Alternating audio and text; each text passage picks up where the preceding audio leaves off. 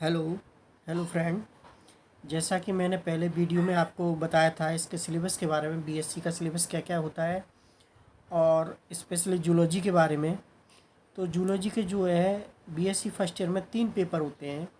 जो first paper होता है वो है लोअर नॉन कॉर्डिटा, और सेकंड पेपर होता है हाई नॉन कॉर्डिटा, तो थर्ड पेपर होता है सेल बायोलॉजी और जेनेटिक्स। जैसा कि 3 पेपर और उसके बाद इसमें जो है अगला जो है इसमें जो जूलॉजी के पेपर के इसमें प्रैक्टिकल भी 50 नंबर का होता है, और तीनों पेपर जो 50-50 नंबर के होते हैं।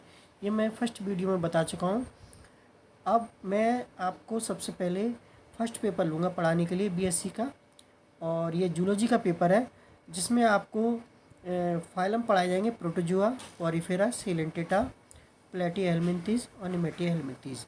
जो फर्स्ट यूनिट है वो प्रोटोजुआ की है, सेकंड यूनिट है पॉरीफेरा की, थर्ड यूनिट है सिलेंटेटा की, और फोर्थ यूनिट है प्लेटीहेल्मिन्थीज और निमेटीहेल्मिन्थीज।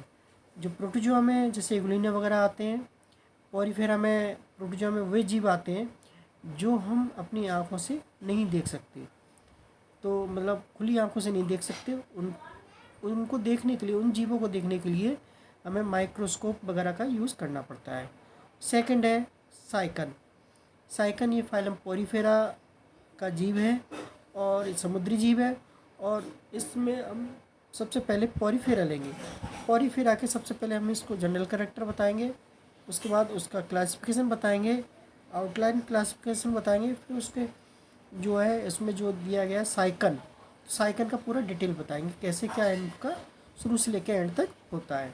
तो सबसे पहले हम शुरुआत करते हैं पॉरीफेरा। जैसा कि आपको स्क्रीन पर दिख रहा है, पॉरीफेरा फाइलम पॉरीफेरा संघ पॉरीफेरा का जीव है, और इसमें सबसे पहले जनरल कैरेक्टर लेते हैं। जैसे इनकी हैबिटेट हैबिटेट इनके जो है आवास एवं स्वभाव क्या है। सबसे पहले एक्वेटिक, जैसा कि आपको सबसे पहली लाइन में दिख रहा है कि ये एक्वेटिक होते हैं, यानी कि जलीय जीव होते हैं। फर्स्ट वाली लाइन में ये सबसे पहले एक्वेटिक होते हैं, मोस्टली मेराइन होते हैं, और फ्यू आर टेरेस्ट्रियल, कुछ ज़मीन पर रहने वाले जीव भी पाए जाते हैं। और हैबिटेट दे आर सॉलिटरी और कॉलोनियल, ये सिंगल भी रह सकते हैं और समूह बनाकर भी रहते हैं। और थर्ड है शेप, इनका जो बॉडी का आकार है, शेप कैसा होता है इनका, जो है देखने में कैसे लगते हैं। तो इनका जो बॉडी शेप होता है वो मोस्टली सिलेंडर्स यानी बेलनाकार आकार का होता है, तथा इनकी जो है जो इनकी बॉडी जो होती है, जर्म लेयर जो जिसे कहते हैं डिप्लोप्लास्टिक एनिमल है।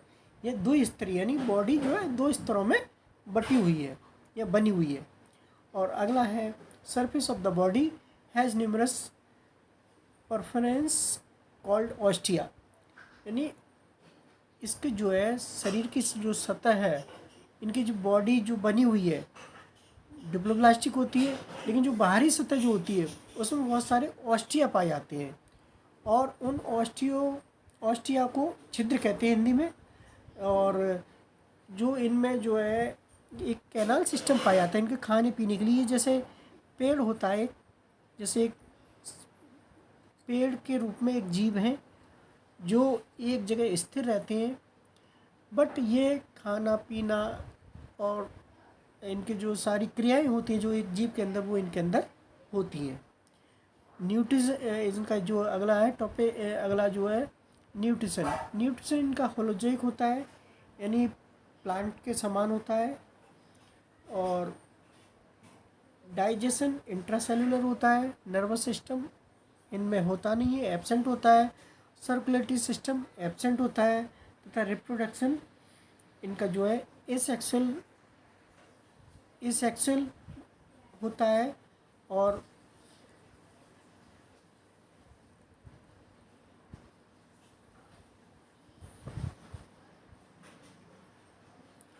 बाय बडिंग और जेमिल द्वारा होता है। और सेक्सुअल रिप्रोडक्शन जो है इनका गैमिट फ्यूजन द्वारा होता है। फर्टिलाइजेशन इनका इंटरनल होता है।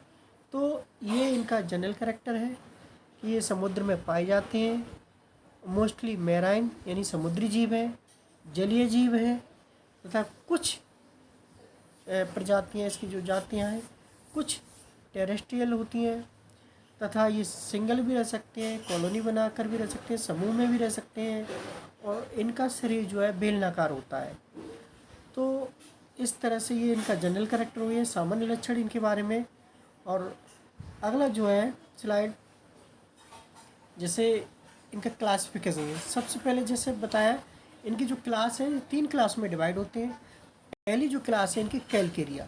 कैलकेरिया कैलकेरिया इसका नाम क्यों है? क्योंकि इसमें कैल्शियम कार्बोनेट की इनकी जो शरीर जो है, जैसा कि आप चित्र देख रहे हैं, इनके जो शरीर में जैसा ये शेप दिख रही है, इसके जो है जो शरीर है बेलनाकार है, तथा इसका जो ऊपर है ऑस्कुलम, और इनके जो बॉडी पर ये छोटे छोटे छिद्र हैं जिन्हें स्पिकुल्स कहते हैं, और इनको ऑस्टिया कहते हैं। स्पिकुल्स हैं कांटे कंटिकाएँ, और इनके जो बीच पे जो कैल्शियम कार्बोनेट की जो कंटिकाएँ बनी हुई हैं जिसे स्पिकुल्स कहते हैं, तथा ऑस्टिया है जो इनके बॉडी के आर पार होते हैं, छोटे छोटे छिद्र होते हैं, जिससे जो भी पानी, भोजन, पानी जो भी है, ऑक्सीजन वगैरह सब इनके छिद्रों से, ये बेलनाकार होते हैं, अंदर खोखले होते हैं, तो उसके अंदर बॉडी के अंदर प्रवेश करती है। और इस सिस्टम को हम कैनाल सिस्टम कहते हैं, जो फाइलम पॉरीफेरा के अंतर्गत पाया जाता है, जो स्पेशल इनके अंदर ये चीज़ें होती हैं। तो जैसे ही जो भी ऑक्सीजन है या जो भी सूक्ष्म जीव हैं जो ये खाते हैं, तो इनके बॉडी के अंदर प्रवेश करते हैं, और प्रवेश करने के बाद जो वहाँ पे कॉन्कोसाइट जो सेल्स होती हैं, जिसे उनके द्वारा अपना जो भी सूक्ष्म जीव है उनको अपना वाइब्रेशन द्वारा उनको पकड़ती हैं और पूरी बॉडी वो उसको डाइजेस्ट करती हैं। तो इस तरह से ये इसका चित्र है, और ये इसी तरह समुद्र में पाए जाते हैं, इसी तरह की संरचना होती है, और जो भी डाइजेस्ट किया हुआ बेस्ट मटेरियल है वो ऑस्कुलम द्वारा बाहर निकल जाता है। इनके अंदर स्पेशली मुंह जो माउथ है वो नहीं होता है, प्रेजेंट नहीं होता है, इसमें माउथ की जगह ऑस्कुलम होता है, और डाइजेशन एक्सक्रीशन वो सब ऑस्कुलम द्वारा होता है। डाइजेशन जो इसमें कीट कोशिकाएँ पाई जाती हैं वो डाइजेस्ट करती हैं और बेस्ट मटेरियल को ऑस्कुलम द्वारा बाहर निकालती है। और ये भी जो है कैलकेरिया के जो जीव हैं साइकन, यह भी कॉलोनी में भी पाए जाते हैं और सिंगल भी पाए जाते हैं, और ज़्यादातर ये समुद्री जीव हैं, समुद्र में पाए जाते हैं। और इनका जो है बाहरी जो आवरण है यानी एंडोस्केलेटन, ये कैलकेरियस स्पिकुल्स का बना होता है, और जिसे ये जो है कैल्शियम कार्बोनेट के बने होते हैं, तथा इनका जो सिमेट्री है वो रेडियली सिमेट्री है, तथा शेप इनके सिलेंडर शेप है, तथा इसका एग्जाम्पल है साइकन और ल्यूकोसोलोनिया।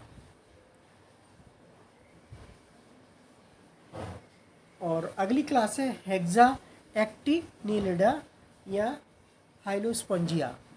हेक्सा का मीन्स ही 6 रे, यानी कि जो इसमें जो इसकी बॉडी के कांटे जो पाए जाते हैं वो 6 रे यानी 6 दिशाओं में निकले रहते हैं, जैसा कि लिखा है हेक्स माने 6, एक्टिन माने रे। तो इसमें 6 रे वाले कंटिकाएँ पाई जाती हैं या स्पिकुल्स पाए जाते हैं, और यह भी ज़्यादातर समुद्र के गहरे समुद्र में पाए जाते, डीप सी में पाए जाते हैं, तथा हैबिट इनकी जो है सोलिटरी इन नेचर, यानी कि ये सिंगल पाए जाते हैं, यानी ग्रुप में नहीं पाए जाते। और एंडोस्केलेटन जो इसका बना होता है, जो बाहरी आवरण जो बना होता है वो 6 रे सिलिका स्पिकुल्स का बना होता है, और सिमेट्री रेडियली सिमेट्री पाई जाती है, शेप सिलेंडर शेप होता है, और इसका एग्जाम्पल है यूप्लेक्टेला और हाइलोनिमा। अगली स्लाइड है डिमोस्पोंजिया। डिमोस्पोंजिया डिम्बक के आकार के इनमें स्पिकुल्स पाए जाते हैं, और हैबिट इनका जो हैबिटेट है मोस्टली मैराइन होते हैं, और सब कुछ इनकी प्रजातियां जो फ्रेश वाटर में पाई जाती हैं। एंडोस्केलेटन सिलिका स्पिकल्स, इसमें सिलिका के स्पिकल्स पाए जाते हैं, और स्पंजिन फाइबर दोनों प्रकार के पाए जाते हैं। द स्पिकल्स आर मोनोएक्सम टेट्राएक्सम बट नेवर 6 रे। इसमें जो है स्पिकल्स होते हैं वो सिंगल रे वाले भी हो सकते हैं, टेट्रा माने 4 रे वाले भी हो सकते हैं, लेकिन 6 रे वाले नहीं पाए जाते। इसकी सिमेट्री एसिमेट्रिकल होती है, शेप इरेगुलर होता है, कोई निश्चित आकार नहीं होता। कैनाल सिस्टम इसकी कॉम्प्लिकेटेड होती है। Spongocoel is totally absent. इसमें स्पंज गुहा जो इनके अंदर बीच में स्पंज गुहा जो होती है, जो खाली स्थान होता है, वो नहीं पाया जाता है, ये साइकन में पाया जाता है। एग्जाम्पल है इसका स्पंजिला। और इसके बाद जैसा कि इसमें दिख रहा है, जैसा मैंने डायग्राम बनाया है लास्ट में, जैसे ये इनकी साइकन की आकार होती है, और ये जो साइकन है इस तरह से खड़ा होता है, ये इसके इंटरनल स्ट्रक्चर है। तो जो आप देख रहे हैं, जो सबसे पहले ये जो है ये ऑस्कुलम है, यानी इसका माउथ का काम करता है। और जैसे बॉडी के अंदर ये जो आप ये देख रहे हैं, ये इस साइड से ये है, इसमें छोटे छोटे ऑस्टिया पाए जाते हैं, और ये इस साइड में जो है ये कहलाती हैं इनको इसको कहते हैं कॉन्कोसाइट, यानी कीप कोशिकाएं। और इसी के साइड में ये जो लगा है इसको कहते हैं अमीबोसाइट्स, तथा इसकी बाहरी सतह एपिडर्मिस कहलाती है। और इसकी जो बीच वाली ये है, इसको कहते हैं हम क्या कहते हैं, स्पंजोसील, जिसे स्पंज गुहा। और जैसे पानी इसके अंदर से आता है, पानी यहाँ से वाटर एंटर करेगा,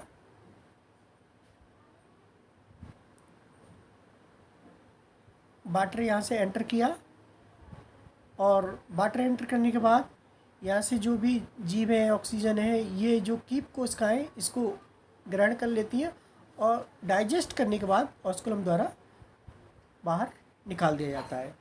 तो ये हमारा आज का टॉपिक हो गया पॉरीफेरा, और आशा करता हूँ कि आपको समझ में आया होगा। अगर कुछ पूछना हो तो आप कमेंट करके पूछ सकते हैं, और इसके लिए बहुत बहुत धन्यवाद। Thank you.